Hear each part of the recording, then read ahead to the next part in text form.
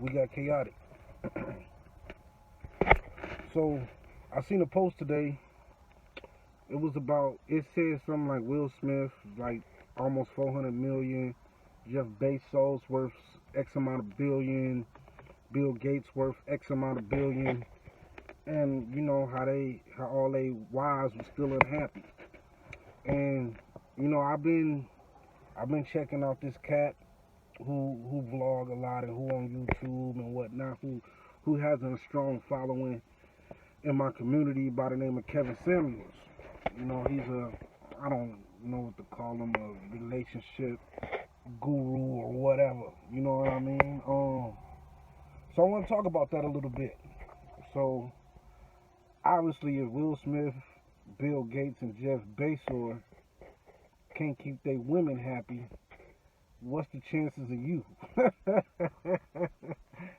Just being honest, man. If with the richest and most successful men in the world can't keep their women happy, what's the chances of you? You know what I mean? Is that a man thing? Is that a women thing? Y'all comment. You know, and let me know, man. Let's chop that up. And you know, with the Kevin Samuels cat, I agree with the bulk of what he's saying. He's spot on a lot of things, man. You know, he might as well coin the term high value man. You know what I mean? If you're a successful brother, right? Yo, the women gotta be high caliber. That's just, you know, and he be right, man. I think these women, they value themselves more than what they really worth, man. If you being honest, like, you know, I hate to even go, boy. So if I'm being, let's just be honest, right? And it's the same thing with the men, though.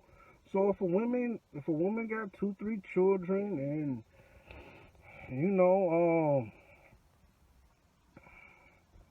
you're not a 10, so you got 2-3 children, you're not a 10. You know what I mean? You got more than one baby daddy. You know what I mean? But you want a high value man. Like, I don't know if that makes sense. You know what I mean? You probably should be shooting a little lower for the man in your community, or man that you know, are your status. You know, if you're a 5 or a 6, you should probably be a 5 or a 6. That makes sense. I think he'd be on to that. But one more thing before I get off here, man. Right? You know, along these same sorts of conversations, monogamous relationships, right? So society got us thinking that we should only be with one partner, and you know, I suppose forever. So y'all, please comment, give me some feedback on this. Let's get some understanding. I need some understanding, right? I'm obviously, if I got great whiskers, I ain't no spring chicken, right? If I've been around enough, right, and I've dated long enough, it's difficult to find everything you want from one person. And it's probably I know it's the same for women, right? So you got one person you date that, you know, that financially it makes sense. Financially, he's the type of person you want to date, or she, right?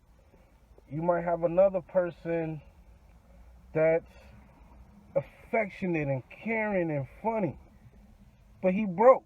You know what I mean? So, like I said, it's hard to find or check every check or box or want with one person. So why does society only have us dating or marrying one person? Why isn't it not more common practice to have multiple partners. If it takes multiple people to satisfy you, I suppose. You know what I mean? And I've heard jokes and rumors about, these high value men, having executive assistants that go from company to company to company with them. They got a work wife. You know what I mean? And then they go home and got a home wife. You know what I'm saying? I'm kind of leaning towards that because it makes sense, right?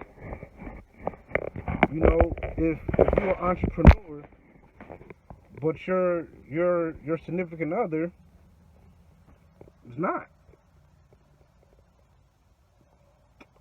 I would think you would want some type of business stimulation, or want that in a partner, or like myself, you a musician, but your partner is not.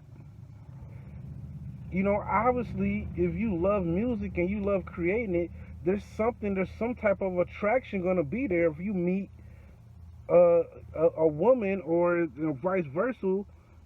Somebody that you share them same love with. Something to think about. K Studios.